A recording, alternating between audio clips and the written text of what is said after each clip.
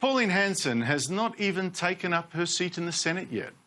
But the abuse and the vilification has already started from the Greens and from the Race Discrimination Commissioner, a former Labor staffer. I'm extremely concerned at the racism and bigotry that will be unleashed. I don't believe for a moment that all of those voters are racist. I believe Pauline Hanson is.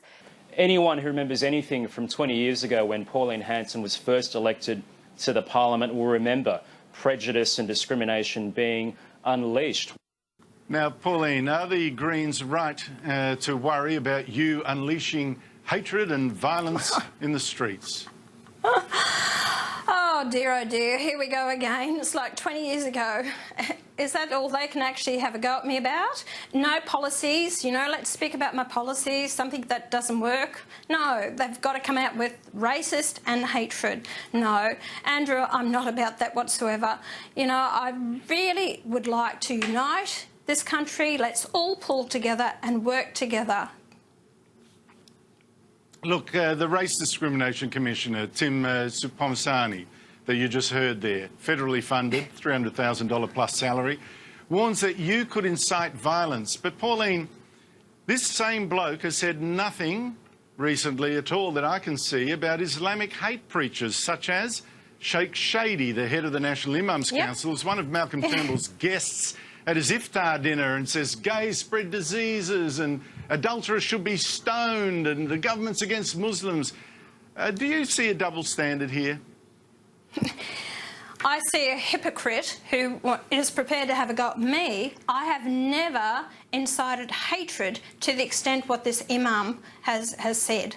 Not any of these people. I cannot understand why the Discrimination Commissioner has not jumped on top of that, or anyone else. Why do they always want to attack me? All I want to do is to adhere to our Constitution, what it is to be Australian, our values, our morals, what we believe in, and yet I get attacked for being an Australian and proud of my culture. It just amazes me, Andrew, and they will continue to do it because I'm a threat to the major political parties and the Greens, and they have to try and discredit me in whatever way they possibly can in the eyes of the voters. But they are forgetting the number of voters that have voted for me in this last election. Are they calling them all racist? I think they need to really have a good look at it. Well, Pauline, I feel this very strongly, these double standards, because I just spent some of my day today moving my kids out of my home after yet another death threat from an Islamist supporter of the Islamic State.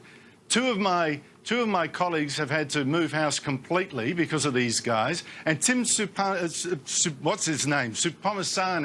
if he's really worried about hate preachers and violence in the streets, why doesn't he say something about these hate preachers and the people they inspire instead of attacking you? I think it's a disgrace, and that bloke should get bloody well on his job. Your thoughts? I'm sorry to lose my temper. It's been a very stressful day. Andrew, I agree with you and what you're saying, but a lot of these are gutless politicians with no backbone because they're all living in fear. That's what our society has become. Everyone's in fear to say anything against them because of what may happen to them and their families. Well, I'm standing up for what I believe in. Yes, I know. I know what I'm facing, what may happen.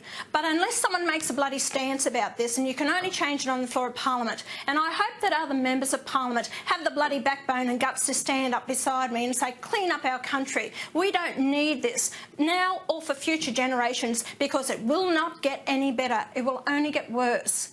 And I feel for you because I went through this 20 years ago where they had to get my daughter out of school and get to her safety. I had 18 months of federal security because I had a price on my head. I've been down that track before. So, I've got a job to do. The Australian people are looking for someone to stand up and be their voice.